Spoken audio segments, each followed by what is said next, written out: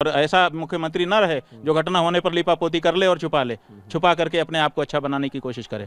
ऐसा मुख्यमंत्री हमें नहीं चाहिए। अल्लाह का मतलब समझ लीजिए, जगत का सर्जन करता और पालन करता, जगत में व्यवस्था बनाने वाला, उसको अल्लाह कहते हैं। जय सिया राम, हरिओम। महाकुंभ में भगदड़ मच गया, श्रद्धालुओं की जानें गईं। राजनीति से इतर जोशीमठ के शंकराचार्य श्री अभी मुक्तेश्वरानंद जी ने उत्तर प्रदेश के मुख्यमंत्री से इस्तीफा मांग लिया। तो सोशल मीडिया से लेकर टीवी न्यूज़ मीडिया तक पॉलिटिकली डिवाइडेड लोगों का हुजूम समूह दिखने लग गया। गंदी से गंदी बातें और दिल को दुखाने वाली मीम्स भी दिखाई देने लग गए। ट्विटर पर, फेसबुक पर, इंस्टा पर, जो भी सोशल साइट्स हैं, बढ़ा हुआ है, डिस्कशन चल रहा है। दर्द ये है, त्रासदी ये है कि हिंदू चेतना क्या करे। शंकराचार्यों को पॉलिटिक्स में घसीटा गया है या पॉलिटिक्स में शंकराचार्य ने खुद को डाल लिया है। मतलब कि छुरी गिरे तरबूज पे या तरबूज छुरी पे, नुकसान किसका है, कट कौन रहा है। इसी विषय पर आपसे बात करने के लिए आए हैं। बहुत सारे वीडियो फुटेज को अभी मैं दिखाने वाला हूं। आप चैनल को लाइक शेयर सब्सक्राइब कर लीजिए, जिससे कि आपको नोटिफिकेशन मिलेगा। बेल आइकन को प्रेस करेंगे तो, और ज्वाइन बटन को क्लिक करके चैनल की सदस्यता लीजिए। आपकी बातें हम तक पहुंचनी चाहिए, हमारी बातें आप तक पहुंचनी चाहिए। बीच में विचारों का आदान प्रदान कमेंट के माध्यम से हो तो अगला वीडियो कुछ ज़्यादा परिष्कृत हो पाता है। जोशीमठ के शंकराचार्य स्वामी अभी मुक्तेश्वरानंद जी की आलोचना अगर योगी मोदी की आलोचना है तो योगी और मोदी और स्वामी अभी मुक्तेश्वरानंद तीनों एक ही पेज पे हैं। पद से हटे, दूसरा योग्य मुख्यमंत्री आए ताकि मेला आगे का इस तरह की कोई घटना ना हो। और ऐसा मुख्यमंत्री ना रहे जो घटना होने पर लिपापोती कर ले और छुपा ले, छुपा करके अपने आप को अच्छा बनाने की कोशिश करे। ऐसा मुख्यमंत्री हमें नहीं चाहिए। ऐसा मुख्यमंत्री नहीं चाहिए। इसी बात पे हंगामा हो गया।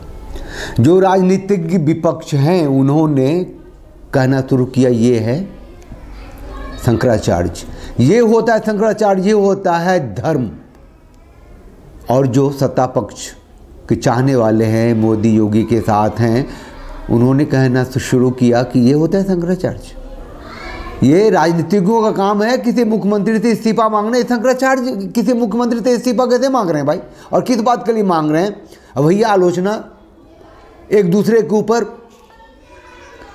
आम आदमी बोले तो ठीक है, संतों ने भी इसको खुद से अलग नहीं रखा, क्योंकि शंकराचार्य जी इसमें है ना। बाबा रामदेव जैन मुनि हैं वो, और एक संत। मुख्यमंत्री से इस्तीफा मांगना गहरी कुंठा है और कुछ नहीं है, और बहुत हम लोगों के लिए लज्जास्पद है। एक महत्वपूर्ण पीठ के व्यक्ति को, एक बड़ी पहचान के व्यक्ति को इस तरह की ओछी बात नहीं करनी चाहिए। यदि योगी आदित्यनाथ अच्छे मुख्यमंत्री नहीं है महाकुंभ की व्यवस्था को लेकर के, तो नाम बताना चाहिए कौन है। और सबसे घनी आबादी वाले एक राज्य का मुख्यमंत्री दिन रात एक करके पूरी व्यवस्थाओं को लगा करके यहाँ सेवाएं दे रहा है, और आप उस पर आक्षेप कर रहे हैं, उसके प्रामाणिकता पर, उसके काम करने की शैली पर प्रश्न उठा रहे हैं। आप समाज में अराजकता फैला रहे हैं और लोगों को बरगला रहे हैं। मेरे प्रिय भाई अभी मुक्तेश्वरानंद जी, मैं आपको एक छोटी सी बात बोलना चाहूँगा। ये जो आप अखिलेश का बचाव करते हो ना, जिसके बाप ने, मुल्ला मुलायम ने कार सेवकों को, राम भक्तों को गोलियों से भून दिया, अगर आप उसकी प्रशंसा करते हो और अगर आप योगी आदित्यनाथ जी के इस्तीफे की बात करते हो तो ये उचित नहीं है, बिल्कुल उचित नहीं है।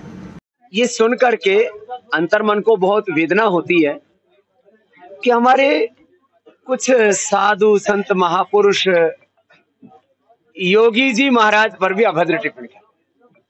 एक साधु अपने राजधर्म के साथ, अपने सनातन धर्म के गौरव को प्रतिष्ठापित करने के लिए अहर्निश पुरुषार्थ कर रहे हैं। मुझे लगता है योगी जी महाराज 2, 3, 4 घंटे से ज्यादा तो सोए नहीं होंगे पिछले कई महीनों से। ऐसे एक तपस्वी साधु जो हमारे सनातन के भी गौरव है, नाथ परंपरा जो सिद्धों की परंपरा है, नाथ संप्रदाय के, सनातन परंपरा के, और मैं तो कहता हूं वह राष्ट्र के गौरव है। ऐसे योगी जी महाराज जो प्रचंड पुरुषार्थी है, ऐसे में किसी साधु संत महात्मा के द्वारा कम से कम योगी जी पर ओछी टिप्पणी, ओछी बात, ये अशोभनीय है। बात इतनी सी तो रही नहीं, आगे भी बढ़ गई। अब जो पिछले पन्ने थे, जो पिछली जिंदगी थी, वो सब खंगालने लग गए लोग। अब इन्होंने कभी जोशी मठ के शंकराचार्य स्वामी अभी मुक्तेश्वरानंद ने अल्लाह की व्याख्या की होगी, कभी उसको दिखाने लग गए। अल्लाह का मतलब समझ लीजिए, जगत का सर्जन करता और पालन करता, जगत में व्यवस्था बनाने वाला, उसको अल्लाह कहते हैं। कि अल्लाह की कोई छवि नहीं है, जैसे उसका गुण है कि वो बड़ा दयालु है। अब स्वामी अभी मुक्तेश्वरानंद जी की अल्लाह की इस व्याख्या के ऊपर तो पट दिया, कहा ये तो समझ सकते हैं। अब क्या क्या वो शब्द में इस्तेमाल नहीं कर सकता, लेकिन मैं यहाँ ये कहने के लिए आया हूँ, अगर स्वामी अभी मुक्तेश्वरानंद जी ने अल्लाह की व्याख्या की तो ये मोदी जी क्या करते रहे अब तक? मोदी की जड़ में क्या है? Gandhian sociology, Gandhian theology, Gandhian ideology, जिससे देश का बंटवारा हुआ, मुसलमानी तंत्र हावी हुआ और इस्लामीकरण के मुहाने पे जो भारत आ गया है पिछले 1947 से लेकर अब तक 76 साल में, जिसमें कि सीधे तौर से 11 साल तो मोदी जी का है और उनके 27 साल तो वहाँ थे ना मुख्यमंत्री के रूप में। मोदी जी की सुनिए, वो जो अल्लाह की व्याख्या जो शंकराचार्य ने की है उससे कुछ कदम आगे जाके भी कर रहे हैं, सुनिए ना। It is a spiritual space that traces its original from the holy prophet and the fundamental values of Islam, which literally means peace.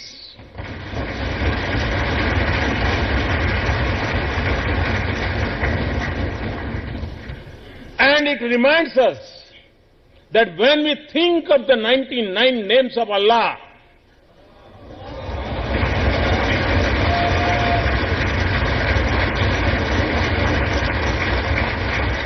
none stand for force and violence. And that the first two names denote compassionate and merciful. Allah is Rahman and Rahim. अल्लाह ही रहमान और रहीम है, इतना ही काफ़ी नहीं है। अब पत्थरों में या मूर्तियों में क्या इनक्रेडिबल इंडिया है, ये बोलने वाले मोदी विदेश की धरती पे जाके। एक तरफ वो लेट जाते हैं, दूसरी तरफ विदेश की धरती पर मूर्ति पूजा का अपमान करते हैं। आपसे बढ़कर के इनक्रेडिबल इंडिया की पहचान क्या हो सकती है, मुझे बताइए। आप ही तो हैं इनक्रेडिबल इंडिया, और क्या है? क्या उन पत्थरों में और मूर्तियों में इनक्रेडिबल इंडिया है क्या? क्या करे, हिंदू कहाँ जाए, अपनी चेतना को कहाँ स्थिर रखे? शंकराचार्य की वाणी और उसके प्रधानमंत्री की वाणी में क्या अंतर है? शंकराचार्य में कह रहा हूँ, जोशी मठ के शंकराचार्य स्वामी अभी मुक्तेश्वरानंद की चर्चा हो रही है, जिनके बारे में कई लोगों ने, शंकराचार्य तक ने, एक बार अभी मैं सुन रहा था कि गोवर्धन पीठ के शंकराचार्य स्वामी सरस्वती कृष्णानंद जी हैं, वो कह रहे थे कि 2019 का वीडियो था कि वो 95 साल के हो गए हैं, वो समय तक वो समाधि नहीं लिया था उन्होंने। जोशी मठ के शंकराचार्य स्वरूपानंद जी ने तो लड़ाई शुरू हो गई थी, बोले कि हम तो इनको मानते ही नहीं, प्रतिनिधि मानते ही नहीं जोशी मठ के शंकराचार्य के रूप में। रामभद्राचार्य हैं, उनकी बात सुना देता हूँ, वो कहते हैं वो तो शंकराचार्य हैं ही नहीं। अभी तक हम इसका अर्थ नहीं समझ पाए, हमने दिमाग अपना भी लगाया। ऐसा कौन सा कारण उपस्थित हो जाएगा कि हम बट जाएंगे? बटोगे भविष्य काल में कहा जा रहा है, इसका मतलब अभी बटे नहीं है। वे शंकराचार्य ही नहीं है, उनका शंकराचार्य का पक्ष जो है अभी कोर्ट में विवादित है। हमको बंटना नहीं है, चाहे पंथ अनेक हों, हम सब हिंदू एक हों, और जब हम एक होकर रहेंगे तो हमारा कोई बाल भी बांका नहीं कर सकेगा।